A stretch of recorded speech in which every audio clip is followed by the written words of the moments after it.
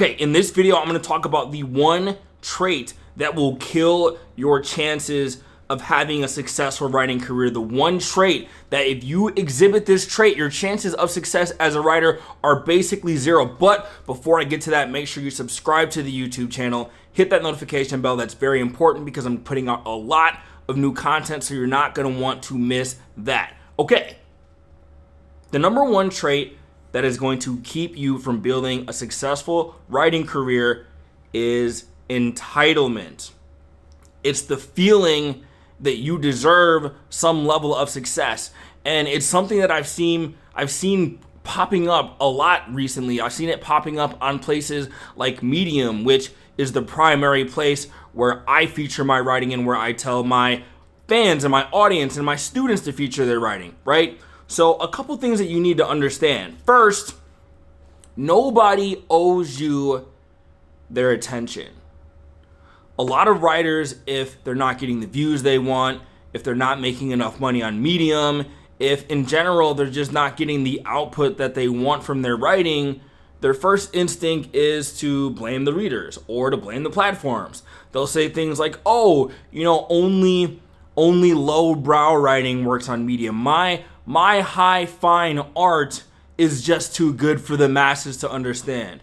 When in reality, there are a lot of diverse topics that do just fine on Medium, all over the board, all over the map, different styles. You just don't happen to be one of the people who are successfully exhibiting those styles, right? So I go out of my way, especially when I'm working with students in my program, to go through and pick different examples of different genres, different styles, different structures, so that they have no excuse that their sort of writing isn't something that works on Medium.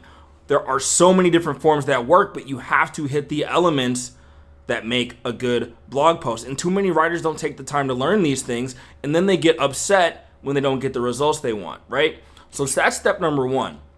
Do not ever feel entitled to someone's attention. Number two, don't feel like the platforms that you write for owe you anything. So Medium, for example, there was a time before the Medium Partner Program existed, right? So the Medium Partner Program gives you the opportunity to earn money directly from your writing. I've made more than $400,000 on Medium. I have students making thousands each month. There are plenty of people making money writing on Medium. But what people need to understand is that opportunity is something that hasn't even been here for that long of a time, right? So I was writing on Medium before the partner program even existed.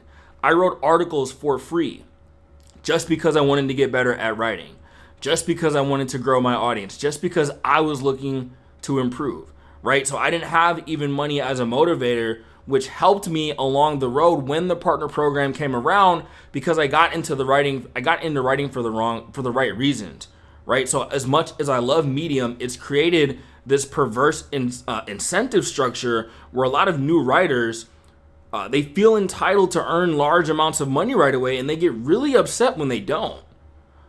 You should be happy to get to do the work. Your reward for doing the work is doing the work. Medium doesn't owe you anything. Substack doesn't owe you anything. Twitter, LinkedIn, none of these platforms owe you anything.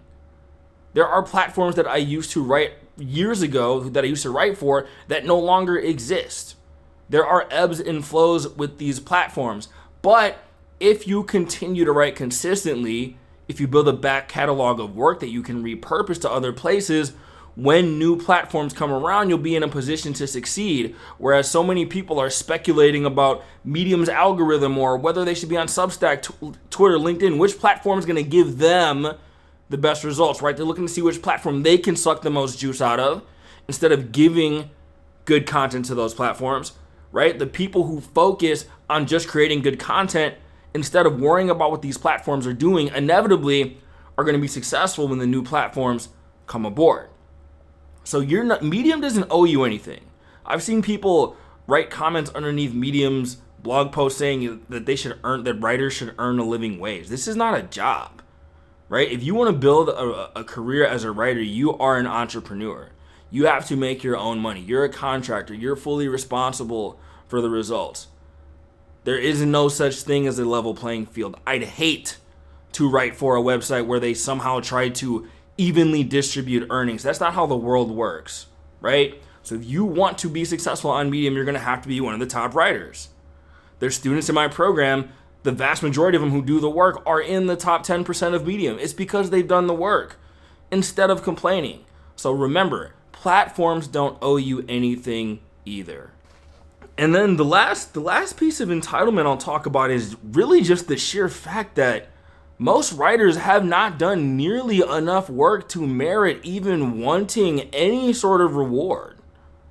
I can't tell you how many times I've had writers complain to me that they're not having success when they've only been writing for a couple weeks, a couple months even, right? You should have a solid 6 to 12 months of consistent daily writing. You don't have to publish every day, but you should be writing consistently every single day for 6 to 12 months before you even look up for air and have any real good idea what the data and stats look like, right? Before that point, you're just learning how to get good.